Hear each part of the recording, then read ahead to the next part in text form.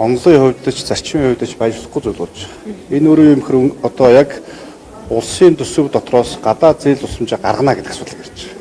Тэгэхээр яг энэ жишгээр явах юм бол цаашдаа одоо магадгүй бид нар төсөө сайхан харагдуулахын тулд тэнцвэрээ алдагддаг байхын тулд магадгүй халамжийнхаа зардлыг хасчих, урсгал зардлаа хасчих гэдэг юм уу ийм байдлаар өөрөөсөө хураад яваад иж болно л та. Тэгэхээр чинь айл өрхийн эдийн засгийг тооцоож гисэн бүх зардал юм а тооцож ийж тэгээд одоо юу гэдгийг учирч байгаа ачааллаа цаашаа төлөх графикач гэдэг юм уу бод тооцдог л байгаа. Гэтэл одоо үндсэндээ яг үндсэн юу гэхээр энэ гадаад зээлийн ашиглалт үр ашигыг нэмэгдүүлэх тухай гэсэн энэ хуулийн төслийг бол сангийн босруулсан байна. Сангийн босруулсан байна.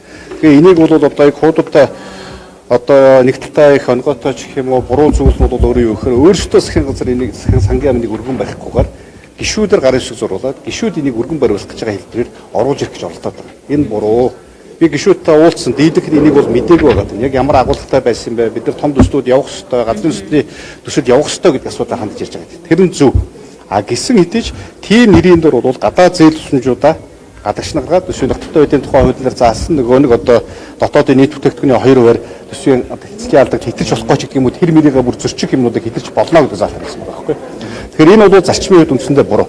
За өнөөдөр эдийн засгаараа ямар байна гэдэг та бүхэн бүгдөө л мэдж байгаа. Бид нар ч одоо ажил амьдралаараа бүгд л мэдж байна. Үндсэндээ нүрсний экспорт өөрөө унтсан. Манай нийт одоо улс орны манай эдийн засаг экспорт өөр бараг 80% нь угаасаа уулуурхайн салбараас хамааралтай байдаг. Гэтэл өнөөдөр үндсэндээ нүрсний экспорт гэдээ аваад үзэхээр бараг 40 орчим хувиар унтсан. Монгол улсын эдийн засаг өөрөө экспортыг аваад үзэхээр 14.1% буутсан. Эсвэргээрээ юу болж ийнө гэхээр импорт нэмэгдээд зүйл гэж байгаа. Тэгэхээр эн чинь өөрөө юу гэж ирэхээр нөгөө нэг тэр том төсөл шаргатай байгаа бүтээн байгуулалт, цемент гэдэг юм уу, тоног төхөөрөмж гэдэг юм уу тэр болгон дээрээс гарч байгаа зүйл чинь нэмэгдээд байдаг. Эсвэргээрээ явах гэхээр манай импорт нэмэгдэх тусам валютын ханш өснө, инфляц нэмэгдэнэ, төлбөрийн тэнцэл мууднаа. Эргээд ард түмний амьдрал дээр яах вэ гэхээр эргээд ханш валютын ханш өснө, эргээд бараа бүтээгдэхүүний өснө, тий? Эргээд одоо юу гэдгийг эрэлтэн суурилсан ийм одоо хий хосон одоо зүйл болоод үүсэж байна гэдэг зүйл гарч байна. Тэгэхээр энэ бол үндсэндээ бол Монгол улсын эдийн засгийн сөрөг зүйл байна. Тэгэхээр би одоо хэлэх гээд байгаа зүйл бол яг үндсэндээ нөхцөл байдал бодит үнэтэйгээ нүүр тулаач. Төсвийн тодтоглоогоо хийя. Нэгдүгээр асуудал байхгүй. Тэгээд тэндээсээ бид нар эренбэлж хасаж болох зүйлүүдэд танаад явъя. Тансагт зардлуудаа бууруулъя, тий? Эргээд одоо юу гэдгийг бодит нөхцөл байдал бидний өмнөх 4 сарын өмнө төсөв баталчихснаас өөр нөхцөл байдал шал өөр болсон байна шүү дээ. Гадаад худалдааны сөргөлдөө нөхцөл байдал магадгүй ирэх 3-5 жилийн хугацаанд ч ийм байдал үргэлжлэхийг хаашгүй болчиход байгаа. Тэгэхээр улс орн болгон бүр компани болгон хүртэл одоо юу гэдгийг төсвийн тодтолыг хийгээд зардлаа хоноод энэ жил ямар нэг шинэ хөрөнгө оруулалт хийхгүй, шинэ зардал гаргахгүй гэдэг байдлаар өөрсдийнхөө байгаа нөөцөө, мөнгөнийхөө, төсвийнхөө тий бүх бодлогоо хомжиж энэ дээр бид нар энэ зарчмынхаа дагуу онлынхаа дагуу энэ асуудлыг хийхгүй бол үндсэндээ ингэж одоо юу гэдгийг энэ сангийн яамны буруу бодлогоор ийм тэлэглэлээр бол одоо эдийн засгаар бол тоглож болохгүй байна гэж хэлдэг. Тэгэхээр номер 1 зүйл бол одоо өнөөдөр бид нар үндсэндээ тодглоо хий, тэн дотроос таньж болох зүйлүүдээ асыг. Өнөөдөр магадгүй бид нар одоо бол мэдээж одоо юу гэдгийг улс орны импортыг орлох тэр одоо газрын боловсруулах хөдөлгөөг явуулах нь зөв. Нэгдүгээр асуудал бид нар тэнцээ төсөл дотор гадаад дээс тусламжийг орон зайг нээж өгсөн байгаа даа тийм энэ нэгдүгээр асуудал учраас бид нар тэнцэнээсээ зохицуулт хийж болно. Сангийн сайж төсөв баталж явах үед бол өөрөө зохицуулт хийх бүрэн боломжтой гэдгээр бол амлаж хийж ийсэн. Тэр зохицуултыг хий. А үнэхээр боломжгүй бол төсөв оруулж ирээд үнэ асуудлаа яриад ингээд хий. Тэрнээс хуулийн хулгаагаар энийг хуулийн өөрчлөлт хийж болохгүй. Энэ бол хуулийн хулгаагаар төсвийн тодтолыг хийх гэж асуудал байна. Энэ магадгүй одоо юу гэдэг 3-4 их 80 төгрөгийг ч гэдэг юм уу хэр хэмжээгээр одоо юу гэдэг гадаад зээлс авчин тэрийг гадна гаргаж хийж шít.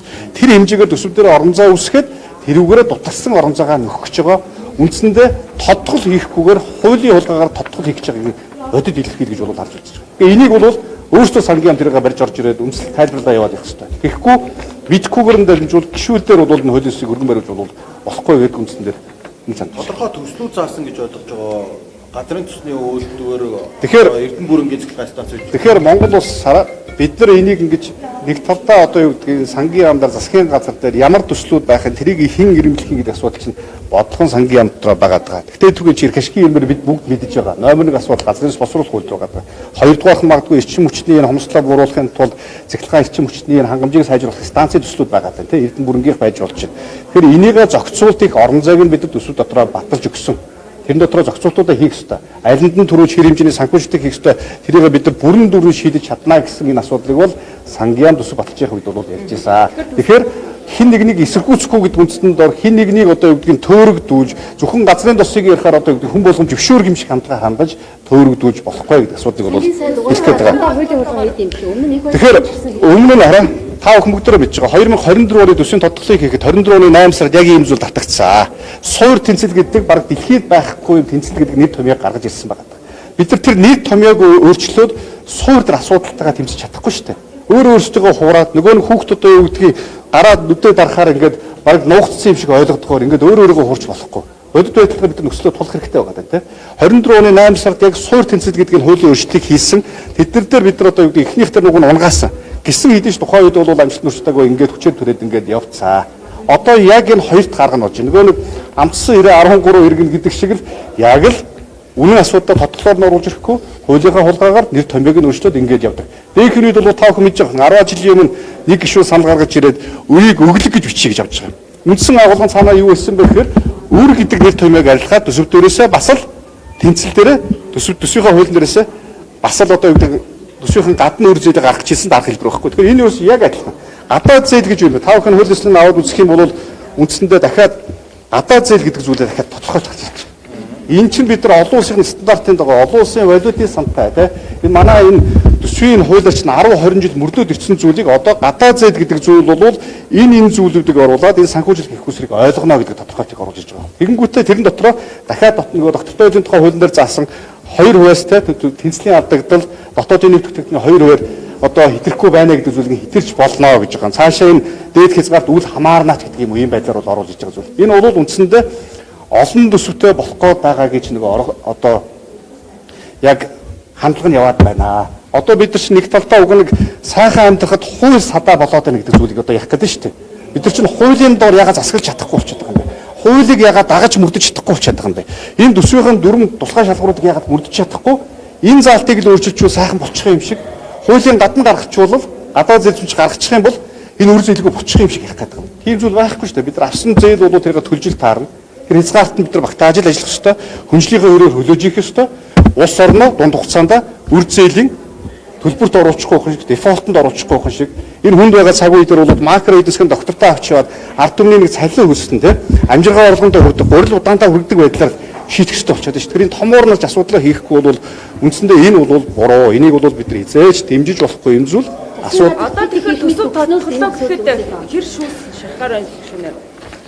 Одоо бид нар төсөв хэр шахахыг мэдэхгүй. Одоо бид нар нөхцөл байдлыг нийцүүл шахахаас л арга байхгүй тийм. Хамгийн түрүүд одоо юу гэдэг нь тавих ёстой цалин дэтгэл тэтгэмжээ тавиал бусад хэмжиж болох зардуудаа танах ёстой. Өнөөдөр би магадгүй нэг талаа бас одоо юу гэдэг нь хардах хэрэг байна. Яагаад төсвийн тодтолцоог хийхгүй хойшлуулаад байна гэхээр магадгүй 6 сар бид нар тодтол хийвэл 7 сар тодтол хийвэл энэ тэмнэг зардал гарахгүй. Тэгээ бүх тэмдгүүд нь зарлагдана. Магадгүй том бүтээн байгуулалтын ажлууд нь эхэлсэн байна. Тэгээ нэгэнтээ эхэлсэн хойно бид нар тэндээс хэмнэг зардал гарахгүй учраас эргээд одоо юу гэдэг тодтол хийх шаардлагагүй болчихж байгаа байхгүй. Тэгээд одоо юу гэдэг эцсийн дүндээ бид нар цаашдаа энэ оны төгсгөл рүү нөхцөл байдал яахыг хэрэгхийг мэдэхгүй байгаа даа.